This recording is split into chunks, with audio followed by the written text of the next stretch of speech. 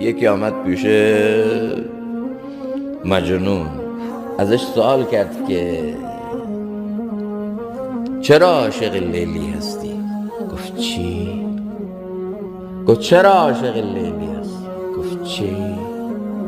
گفت چرا عاشق لیلی هستی؟ گفت چی؟ بعد گفت نمیفهمی چرا عاشق لیلی هستی؟ گفت چی؟ هر چی رو میگفت. اون گفت چی؟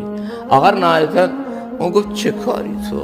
ببین اسم اصلی مجنون قیس بود، اما از فرط محبت لیلی به اینجا رسید.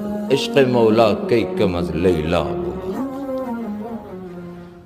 او اللهی که بر یک نطفه صورتگری کرده لیلایی خلق کرده.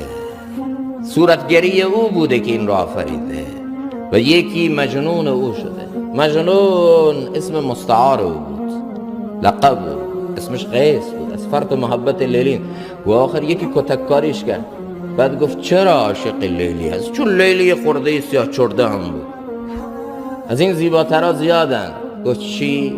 آخر یه عاشق دیگه اونجا بود. گفت ببین این وقتی میشنوه لیلی بقیهشو نمیشنوه، و اگر جواب تو رو بده دیگه تو نمیگی لیلی، بنابراین میخواد لیلی بشنوه، بقیه رو نمیخواد بشنوه. عشق نام لیلی میکنم، خاطر خود را تسلا میکنم. گر میسر نیست ما را